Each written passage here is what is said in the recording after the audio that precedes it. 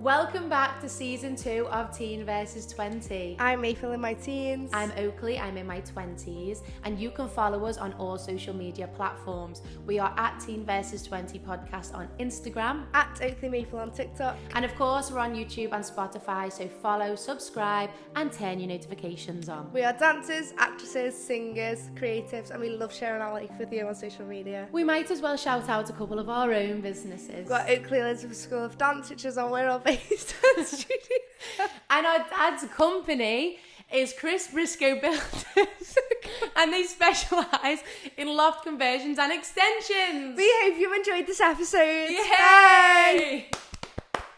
I think that's fine. I think that is fine.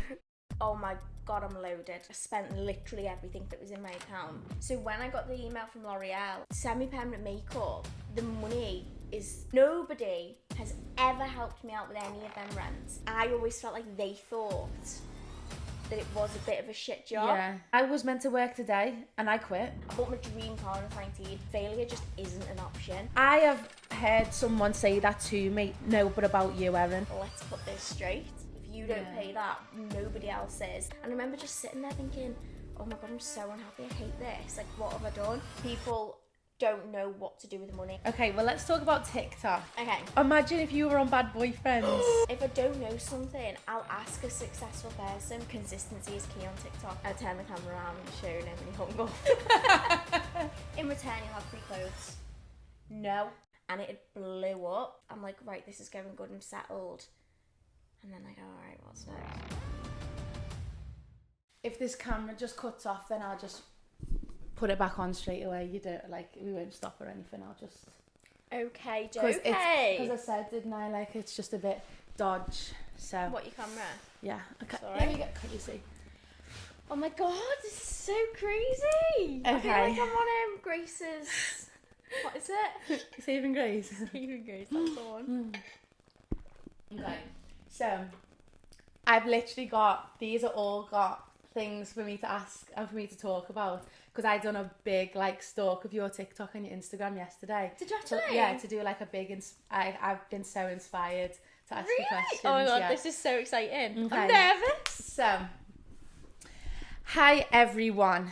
Okay, so we have Erin on the pod today. Ew. She is a businesswoman, you're a TikToker, you're a bit of everything, and yeah, we're going to get right into it, okay? Okie dokie. So, I was having a look at your Instagram yesterday, and... I'm so intrigued what you could ask me for. No, it's not. Because, like, we obviously know each other from school. Yes. And then there was, like, a moment from, like, leaving school to, like, knowing you again, like, I know. 2 years ago. I know. Where I didn't know what you were doing. I didn't know what you were up to. I feel like everyone drifted after school and like we just didn't. I don't know, because when did we like start speaking like properly again? Well, was it when you came to the salon? yeah, because I went to... Oh, where did I go? No, I know what it was. In lockdown, you started YouTube. I started YouTube. So then I messaged you about it. You messaged me about it. And it started from there. And then you came to the salon. Yeah, so I came Something like that. I came to the salon for Fern to do my nails because I went to Beth's baby's first birthday. It was Yes. Teddy's first Yeah, birthday. yeah. And when I was there, it was like Fern and Grace were there, Mina was there, and I think Kate Pimlott was there. Yeah. And it was dead awkward because like I'd not seen them in so long, and then I was just like, hi. Isn't that mad? Like, I just think it's mad. I was like, hi, and then anyway, we ended up talking dead normal, and then I was like, fair, I need my nails doing because I was biting them really bad and I was getting acrylics, but I'd buy it before. And she was like, come and get them done, and then I booked in. And long story short, I came to the salon and then seen you, and I was just like, oh, and I get proper like, I get really emotional when it comes to like old friends. No, I'm the same. Because when I see, especially when I see you do well, like I'm like, oh, like. I know, and I feel like that's the nicest thing, and I think you drift from the people that you know that aren't that like that. Yeah. Like, I feel like school's a bitchy place. You leave school, you drift, and then the people who are meant to meet again, because I feel like so many people want you to do well without wanting you to do well.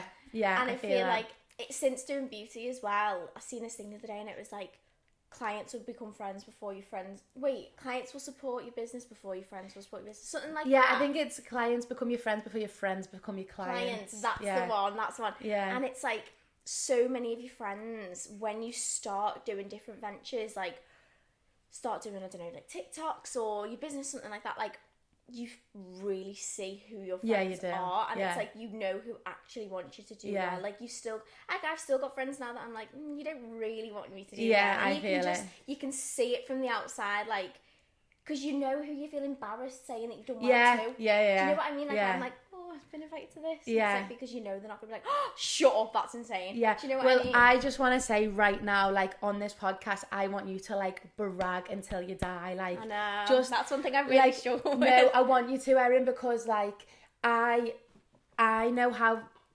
know that I love to see other people do well, and that's like the truth. Like I'm telling you the absolute truth, because and I know that. Yeah, and I know that the world is big enough for everyone, and especially like because I know that you've been doing it for a long time. Like I don't know, I feel like you deserve it, and you just I don't know, like just brag.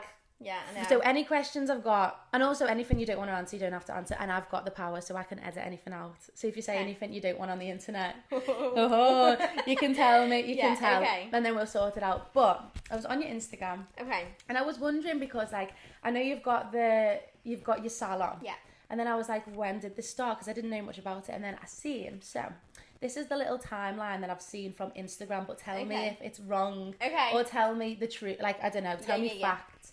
So your Beauty by Erin May, your first Instagram post was in 2020. Was it? Yeah. So it was the 5th of February 2020. So that's what, like 4 years ago that you started your Insta.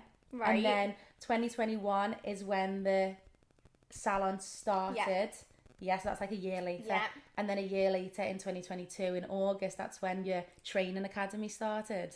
Yes. So like... Yeah, I'm pretty sure. Because... So what year was it when my Instagram got made? Beauty by Erin May was 2020, and that's when there was no salon. So that was just before lockdown. So was that in your was that in your house that you done that? That was in the garage. Oh, so wild. Basically, so how it all started is I went straight from school and I had an apprenticeship when I was 16, and I loved my apprenticeship. Yeah. Like it was in such a lovely salon, and I just loved the guys. I learned so much, not only about like beauty, but just like professionalism. Yeah. And like when I was in there, like I was 16, and oh my god, still to this day, like things that I did like make me cringe. And I'm like, oh my god, I can't believe I did that, because I just never dream of doing it now. Like just certain things you say to clients, or I don't know, you learn that professionalism and how to actually like navigate your way through like clients and stuff, and I learned so much from being there. But I guess as the time went on, I think my apprenticeship must have been like a year, 18 months sort of time frame. I've always known I don't want a boss. Like from the minute like I left school, I was like, I just want my own business. I want to make my own money. I don't want to answer to anybody. And it doesn't sit well with me, somebody telling you that there's a cap on what you're earning. Yeah. Especially when you like put an effort into something. I was seeing every day how much I was doing, how much I was earning for somebody else. Yeah. And I was like, and I was only 16. And I was like, it wasn't even that I was like unhappy or anything like that. I was just like, I was like itchy for more. Yeah. Like I was like, I need to do this. So I spoke to my mum and dad. And obviously, when you're like, I feel like a lot of 16-year-olds, the money that I was on, they would have been like, oh right, okay, that's fine. But for me, I was like, no, I want to go on holidays. I want to do this. I want to do that. And I was like, it's just not enough. I'm not happy with it. And my dad was like, well, just hang on, Ez. Like, just chill. I was like, no. Oh, it's gone off. See ya. She's had enough. Oh, just took a picture. Woohoo! Okay, I'm gonna get it 5 times during this final race. You need like a little remote. I know. Oh, continue. Yeah, so he was like, why don't you just like chill out for a minute, just like think about it. It's a big responsibility, but obviously at the time I didn't really have any outgoings, so it was easy for me to do it. So yeah, they converted the garage, because in our, oh my god, it sounds horrible saying our old house, we moved out yesterday. So we had a garage, and the downstairs was like garage, and then the upstairs was like just an empty space, and we used to call it the sit-off room. Yeah. We all had parties in there. And we made that into a little salon, and it was honestly perfect. Like it was so good. So I started in there, and I literally was looking, funny enough, through my books then, because my dad's had his own business and stuff, and like he taught me how to do like my bookkeeping and everything like that. So I had a look at it, and it was literally like I'd have like 3 clients in a day, and I'd be like, oh my god, I'm loaded. Like, I'm buzzing. I'm literally back to back. I'd literally be putting on my story like, hi girls, like, can you not be late today because I can't run over? Like 3 people in. Smashing it. Like 6-hour gaps while I was made up. So yeah, I was in the garage. I can't remember exactly how long and things, but all of a sudden I was like, right, I'd always known I wanted to do semi-permanent makeup. Like I always knew I wanted to do that. So I was looking, and at the time I really couldn't afford it. I think at this point God's sake. No, this is doing my head in because I don't know how much that didn't record. How can you tell? I can't. Just continue. We'll just go with it. Just crop that bit out. It's fine. No, can we just take it back to when? So you've got like 3 clients a day. You're made up. Yeah. Then you're wanting to do semi-permanent makeup. You got $2,000 in your bank account. Yeah. But the microblading course is like more. So it wasn't even more. So whatever my microblading course cost me, I had in the account, but I did not have any like disposable cash. So I was like, right, I can make this decision. I'm not gonna run it by my mum and dad because they will think it's the most stupid decision to spend all of the money. But I was like, do you know what? I spoke to my mum because my mum's kind of the like, just do it. Yeah. Just do it. Go for it. See where, if it doesn't work, whatever. My dad's kind of like, well, can you afford it? Yeah. If you can't pay for it twice, you can't afford it. Like, he's like very, keeps my feet on the ground, put it that way. And my mum was like, just do it. You don't know till you try. So anyway, I booked myself onto this course. It was like the next week. I spent literally everything that was in my account. And that was like the turning point, really. So I went on this course, came off it, and I was like, this is my thing. Like, this is so my thing. I put my introductory offers on, bearing in mind I'd barely had a client base at this point. And by like 10 o'clock that night, I'd paid my entire course off with like introductory offers. Like, it was just like, they just flew out. I think I did like 10 for 80 quid, 5 for something or other, and then the other whatever. And I paid all the money back. Sick. I got goosebumps. I love that. Yeah. And I was like, this is going to be it. So we went, so we finished that, and I started doing my introductory offers. And once I'd kind of finished all of the clients that I'd got in from the introductory offers, it went dead. And I was like, shit. Like, what like, this is really upsetting, because I thought this was going to be like, I was going to be back to back every day, making stupid amounts of money. And I just went dead for about 6 months. And obviously now I teach semi-permanent makeup, and I literally, this is what I didn't get told. And I am so blunt to the point that, like, don't think you're going off this course and getting fully booked. You'll have people in, then you'll go dead, and that is okay. Because I think so many courses and academies try to, I don't know, like, blind you with this perception that you're going to do a course, you're going to be absolutely loaded, and you know, it's going to be absolutely fine, and you're going to be busy for the rest of your life, and it's not that way at all. And I think it's better to be honest with your students. So they're expecting it almost. So if it doesn't happen, perfect. But if it does, it's absolutely fine. So anyway, I went dead, and then I'd get like drips and jabs, because especially with things like that in the beauty industry, a lot of it is word of mouth that you get clients through, because it takes trust and time to build that. So anyway, I then it started building up again, and I was like, right, this is really good, because semi-permanent makeup, the money is, it's like, it's incredible, really. It's life-changing, it really is. The rest of beauty is also insane. Like, you know, nails, people look down on beauty, and this is what I was actually going to say that, because I remember in school, like, I will hold my hands up, I would think that the girls going into beauty couldn't be asked for school, wouldn't know what else to do, and I'm going to be deadly serious, like, and you are like proof that beauty can like take you far. 100%. And that's the thing, like, and I know my dad was the same, and he was like, because I wanted to be a vet originally, that's where my dream started, and my mum soon put that to a halt. She was like, no, Erin, I'm really sorry, I don't mean to like shit in your dreams, but you're just not clever enough. And I was like, oh, okay, that's really shit because I really want to do that. So anyway, I was like, what do I do? And I used to do everyone's hair in the playground in primary school, and I just always loved beauty. So I was like, right, okay, I'm going to do this. But even in my mind, from what my parents had said about like people they knew in the industry or whatever, I always felt like they thought that it was a bit of a shit job in a way. Yeah. And I think that gave me, at first I tried to like make sure that that wasn't going to be my career because of that, what do you call it? That Stigma, that's the one. But then all of a sudden like a switch flipped. And I was like, no, I'm going to prove them wrong, and I'm going to prove everyone wrong, and this is like what I'm going to do. And when I started actually doing it, it was like almost like proof to myself and proof to like my dad and things that like, look what I'm doing, do you know what I mean? And it is that stigma of like people who go to beauty, and even now we get clients in and I'm like, you're so looking down on me, but I'm probably earning more than what your husband earns out. Like, do you know what I mean? So it's like, don't look down on me. But a lot of people underestimate, because for the likes of nails, that's £35 an hour. You know, fully qualified electricians struggle to get £35 an hour. Brows, just a wax and tint, standard wax and tint takes you 15 minutes. You charge 20 quid. So it's if you're doing like 4 or 5 of them in an hour or whatever the maths is, I don't know. It's a lot of money, do you know what I mean? Yeah. So for semi-permanent makeup, it's £230 for an hour, and it takes me an hour to do, 20 with numbing cream on, but I have clients backed up to that.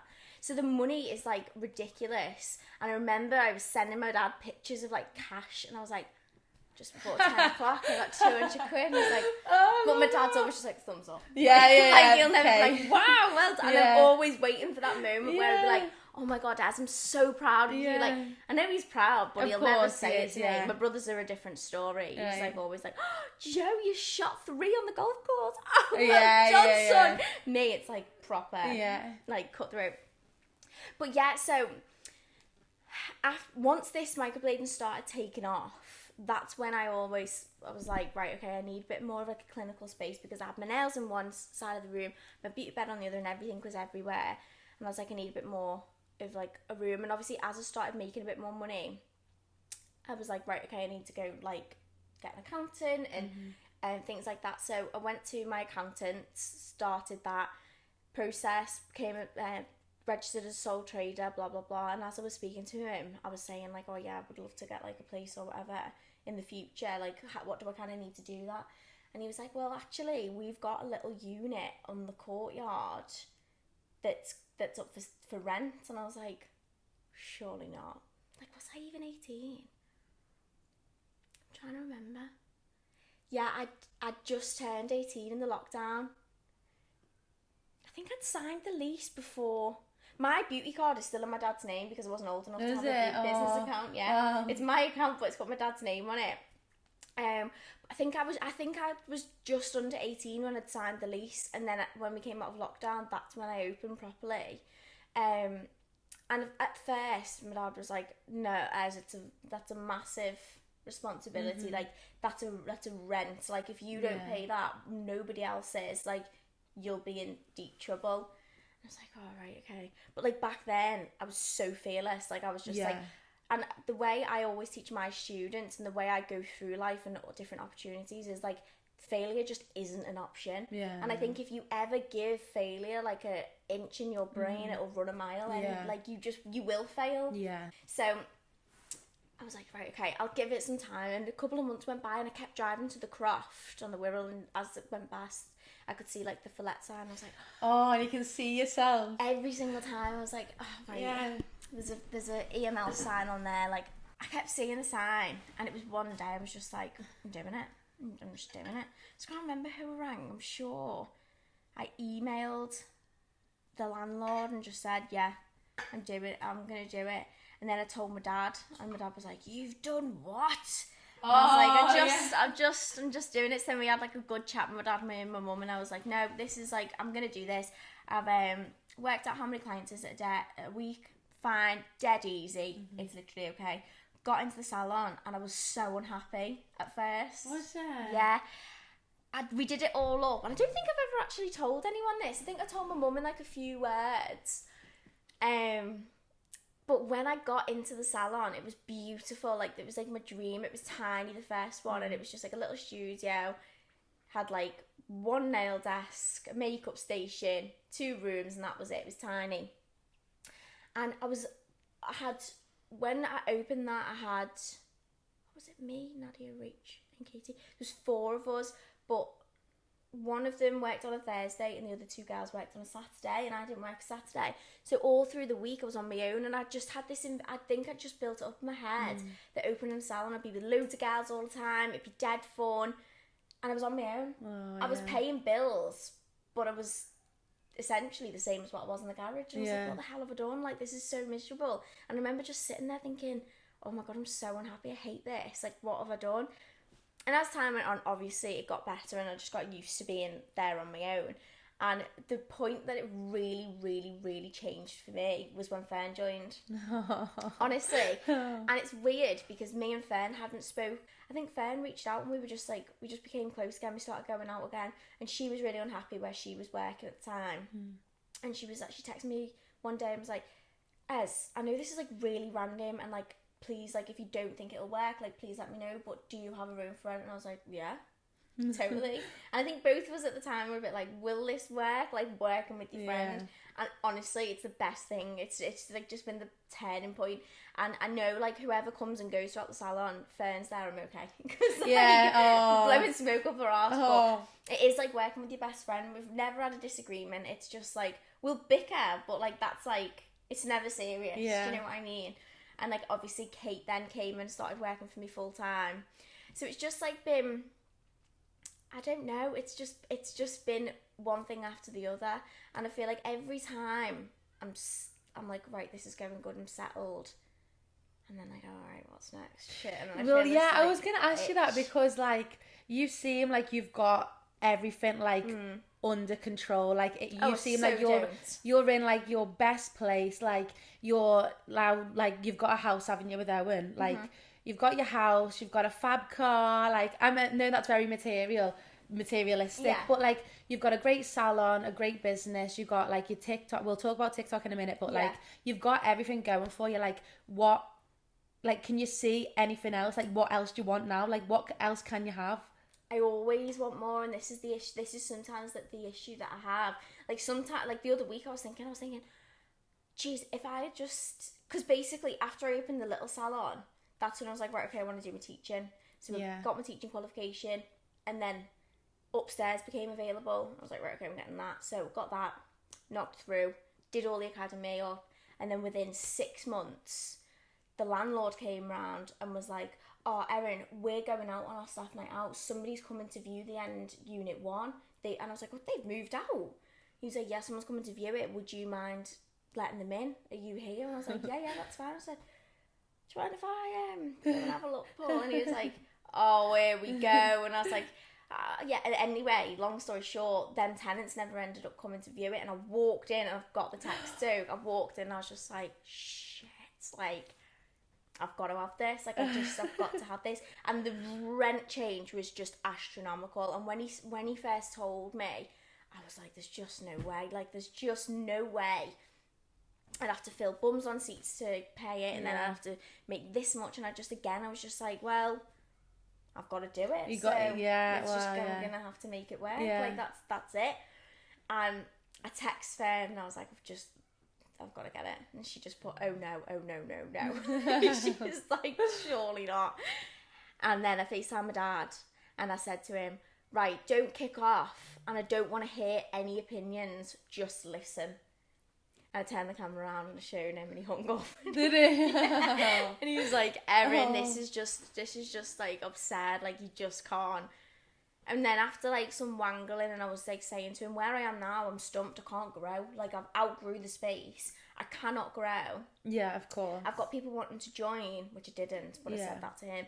And I've got nowhere for them to go. Like what do you suggest? Like, come on, like, please help me do this. So he was like, right, okay, whatever, just do it. You know, it's on you. So anyway, he helped me do all the work, everything like that, which cost a lot more than I was than anticipated. And I'm really naive to that sort of stuff, and I was like, oh, just a lick of paint, new floor, it's all fine. But I did it, and that was like a massive strain. Everything just kept adding up, and I was like, there was a point, and do you know what? I've vlogged the whole process, and I've never put it together. What the hell? I need to put that together. I might get Yeah, Kate you to do this do. this week, because there's points literally where I'm in tears, and I'm like, what have I done? Like, I can't afford this. Yeah. Like, I physically don't have the money, and I was having to keep all this in, because if I told my dad that, or if I like let anybody see that I was worried, I knew that he would be like, well, I told you so. Like, Yeah. you shouldn't have Yeah. done that. Whereas, like, I was like, no, I've just got to keep this in. So I was dealing with all these emotions inside, and I was like, shit, like, I do not have the money. Yeah.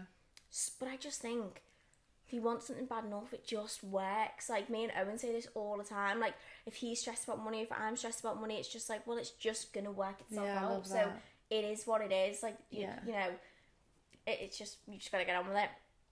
So we got going with this salon, and I think I signed the lease in May, and I had until, it was the very beginning of May, end of April, and I had until June the 1st to get in, and that was like upstairs, downstairs, and the space is, you see, it's huge. Yeah. And that was like, the rooms weren't built, it was literally, there was so much to do, and to get the lights up and to paint the ceilings, I had to get scaffolders in, because it's so tall. Yeah. It's like, this is wild. But I just seen this vision, and I was like, oh, this is just going to be mega. Like, this is just like a little girl in me, and I was just like, this is going to be so cool. Like, I literally have to do this. So, when it was literally the end of May, like, it was literally the day before we had to move in, and, like, everyone was around, and I was just like, oh my God, this is so exciting, and everything was coming together, and I was like, this is amazing. And then as soon as we were in, I filled pretty much all of the seats. I think, how many people have we got now? I actually don't know. We've got about 14, 15 girls working there now, and obviously Tom. And it's just like, it's the best thing ever. It's such a great little team. Yeah.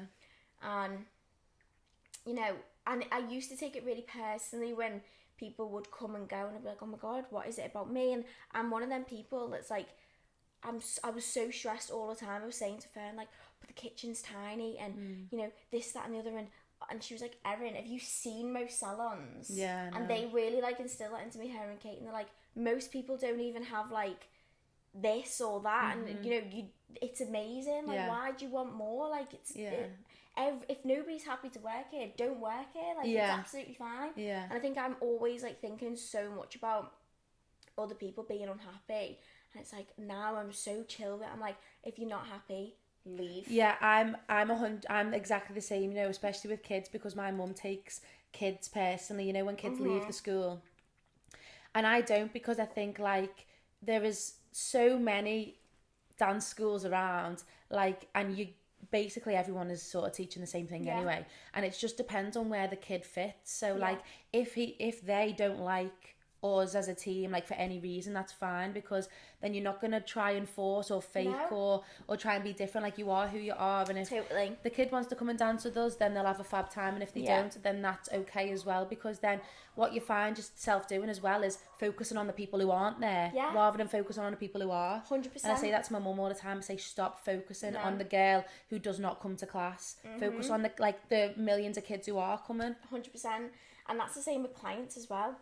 And oh my God, like, without sounding horrendous, we have had our fair share of awful clients. I can imagine. Do you know what I see all the time on TikTok?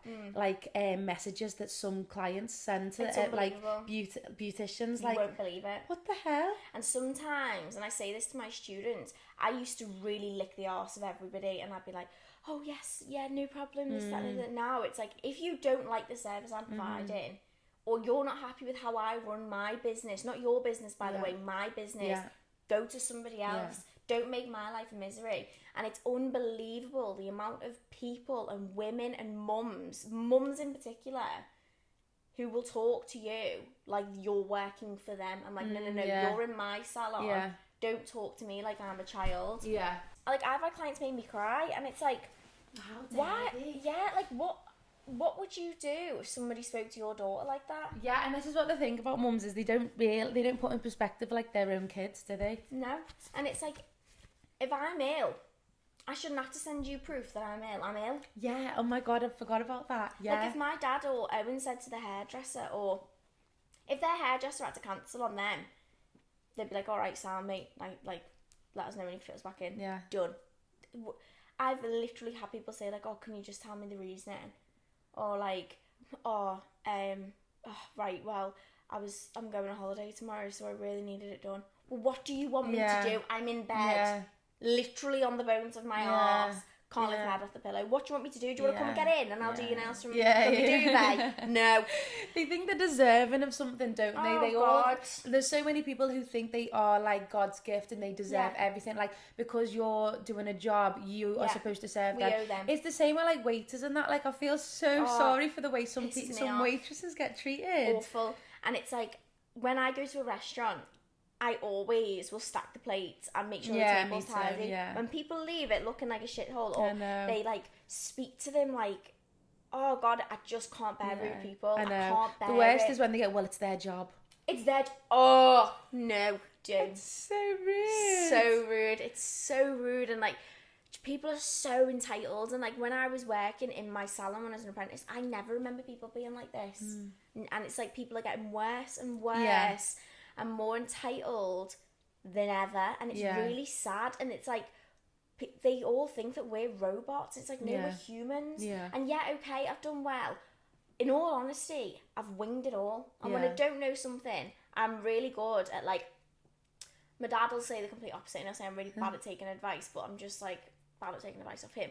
But if I don't know something, I'll ask a successful person for the answer. And if I don't know something about my books, or I don't know something about, I don't know, just general, I'll always ask the question. I never think I'm right, and I never think I know everything, because I definitely don't. And I don't actually know how I've got to where I am without working my arse off. Well, that's I mean, like, I have worked my arse off, that's how I have, but whatever. But it's like people really take that away from you, and I don't know, like, and do you know what really pisses me off? What? This happens all the time. Some, like, when, not anymore as such, but when I moved into the salon, everyone's like, oh, did your dad do it for you? Oh, no, don't, because I will be fuming. Like, I am fuming with them sort of comments, right? I have heard someone say that to me. No, but about you, Erin. Oh, really? Right, and I've never told you because Go on. I thought you don't need to know. I was in the Elephant, right? And we were just sitting around. I don't know, I'm fuming, like I'm feeling fuming. Like, and I don't know who I was with. I can't remember. This is ages ago. And I'm talking to this lad. Do you know? Yes. Yeah. Ew. So I'm sat across, and he goes, Erin's doing well, isn't she? I'm like, yeah, she's doing dead well, yeah. Oh, all daddy's money. It just makes me And laugh. I just went, excuse me, like this. And he's like, you know, and I said, no, let's just stop the conversation there. And honestly, I just turned me back to him because I thought, I'm not dealing with that. No. Because you haven't got a clue. But that's little dick energy. Yeah. The fact that he can't do well. And that's what everyone's like everybody, it's the opportunity that they have, they'll try and take it away. Yeah, they'll knock it. They'll knock it. Yeah, they do. And also, if it was... Yeah. What? Who gives a shit? Who's Who bothered? gives a shit? Exactly, but and do you know what? If your parents have the money to just buy you a house or set you up for life, that's amazing, and I'm really happy for anybody that has that. But for me personally, that's not an achievement. Yeah. And I'd be like really, I don't know, like I'd feel embarrassed like telling people what I've done, knowing that it's not my hard work.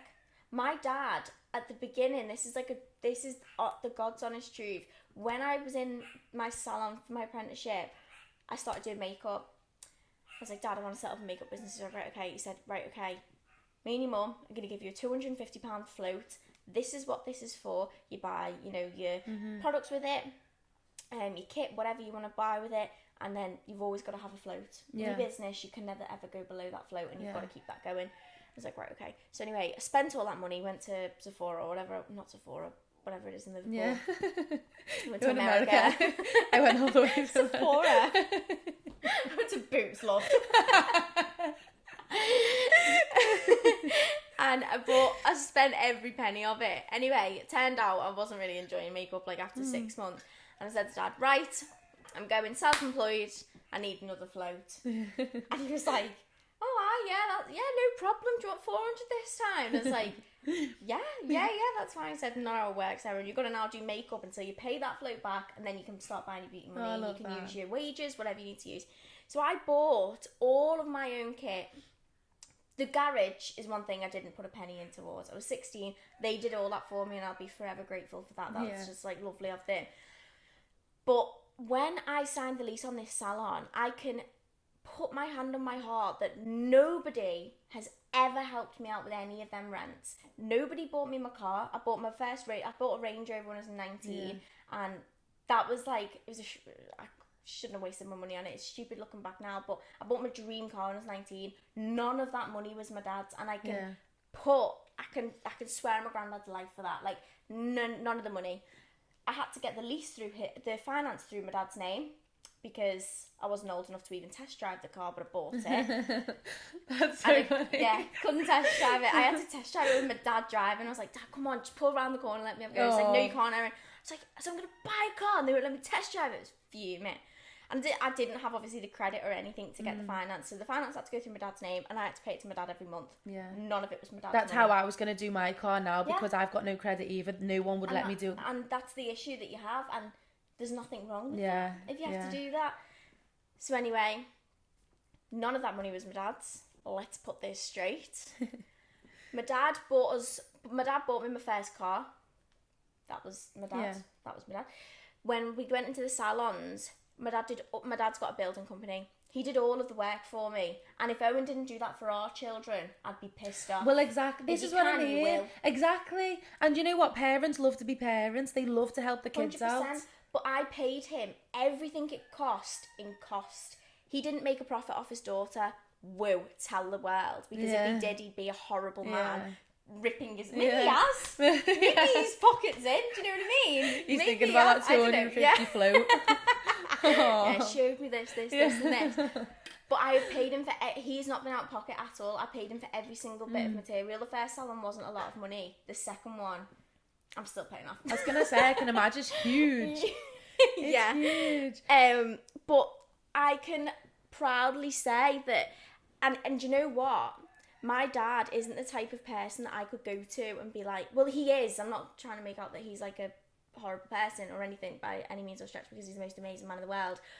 But I would never... He would be the last person that I would go to if I couldn't afford my rent. I wouldn't. I'd go and get a loan from the bank. I would never, ever let him know that, because I would feel like a failure. Right. And I would... He wouldn't be like, oh, don't worry, love. My mum wouldn't be like that. Yeah. They're not them type of parents to be like, oh, don't worry, you spent all your money. Oh, don't worry. Don't worry, it's fine. We'll start again tomorrow. No, I'd be in the shit. Right. Unless it was something really bad and it was out of my control, they would be understanding then. But there's no sympathy. If I fuck my business up, that's on me, and they're not taking any. It's on me, and I'd have to sort it out. Yeah. That's how I've been raised, and that's how it is to this day. And I genuinely would not ask my dad for a penny. Do you know what? I'll actually admit it. I said to him the other day, Dad, as a moving in present, can you buy me a hairdryer? Because I realised I don't have a hairdryer. I borrow everything of my mum's. Yeah. It's like, I need a hairdryer and I need straighteners. And he was like, you want... What did he say? You own a salon and you don't have a hairdryer. Oh, And yeah, I was like, classic. It's like, Dad, I do beauty. No, let's not get into it. I'm not a hairdresser, I do beauty.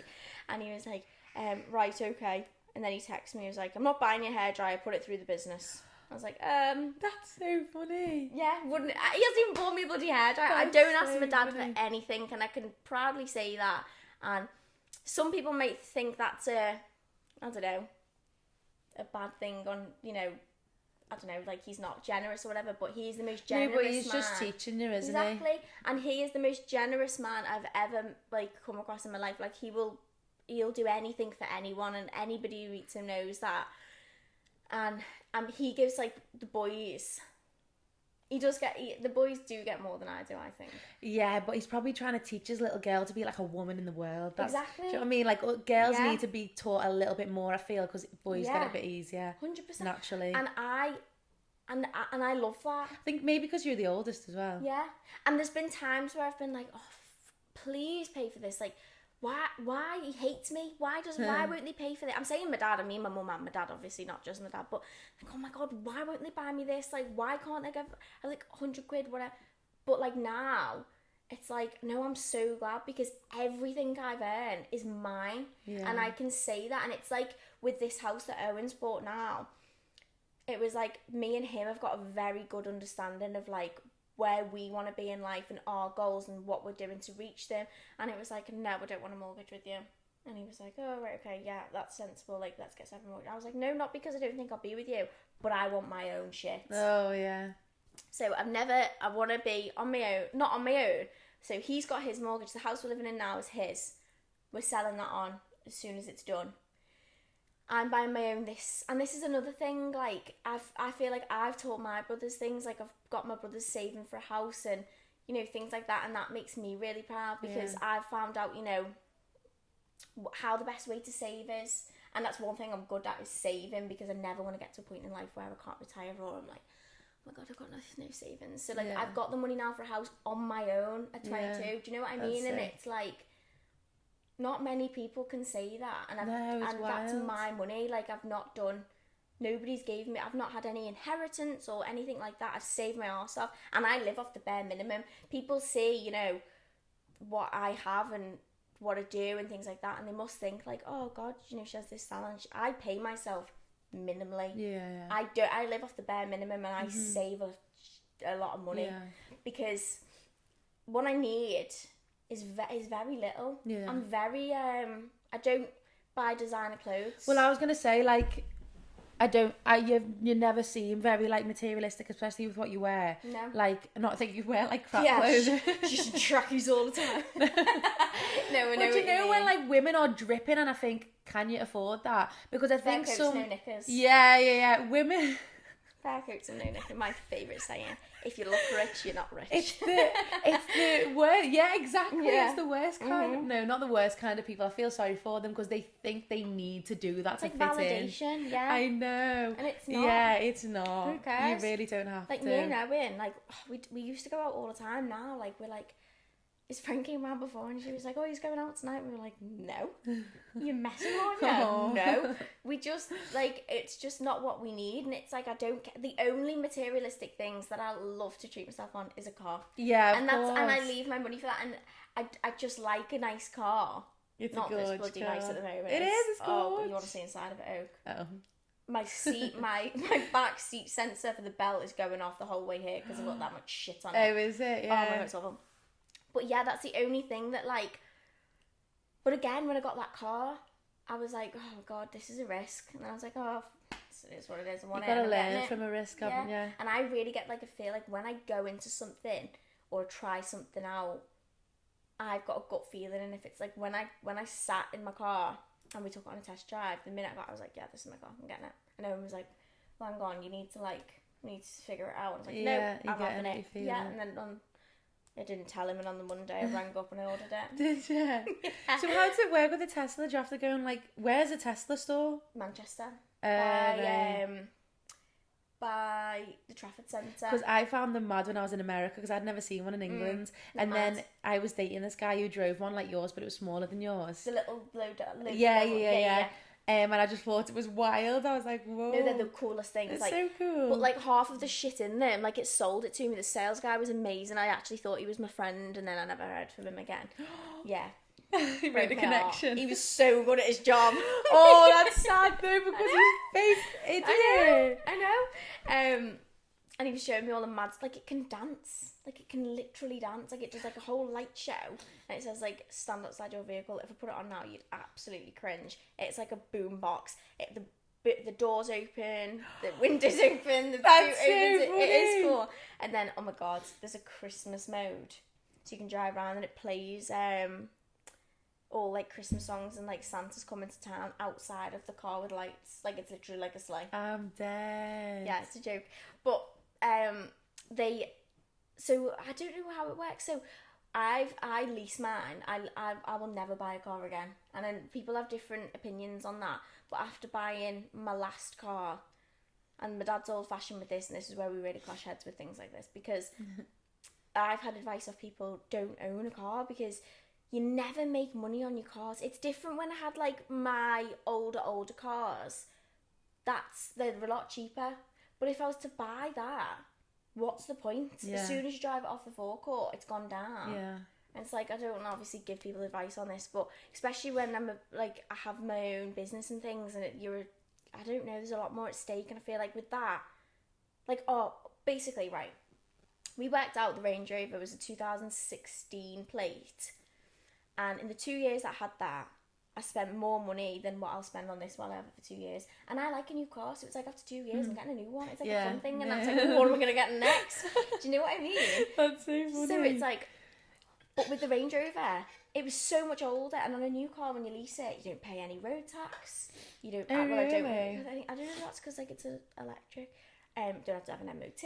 Don't have to get a service. All of that adds in. So it's like, really, it's so manageable. Yeah. See, I couldn't get any finance, anything. No, it's dead hard. Like, because all my jobs are so up and down. Like, yeah. I could I lent the money off me nan to buy that car. Yeah. So, because I couldn't get a loan either. Yeah. Because apparently I've got bad credit. Like, the whole financial thing is all a bit in the air, because my jobs, like, even though I've just done Go Ahead and I've done Morocco, that was like enough money to put some away for the car, but I don't know what jobs I'll have next month. It's not like a stable thing. And so I don't have like income coming in all the time. With my dance school, I just don't pay myself. No. But Like, do you know what though, Oak? I take my hat off to you for this, because like my mum says it all the time, and she always has done. Like, since we were in school, she's always been like, oh, well, Oakleigh is definitely going to be famous. It's just like a given. And it's just like, because so many people, and like, all the time when you go in on loads of auditions and you're like, oh, I didn't get it, whatever, so many people would have quit by now. Yeah. So many people. Yeah, it's wild. And that's the difference. And I always say the only way to fail in life is to quit. Yeah, At anything. I know. And if you want it that bad, you will get it. Yeah. And I feel like you definitely will. And it's like, I get, like, so many people, you're trying to get your car, you don't have the finance for it. How many people would have just been like, right, okay, I need to get a job.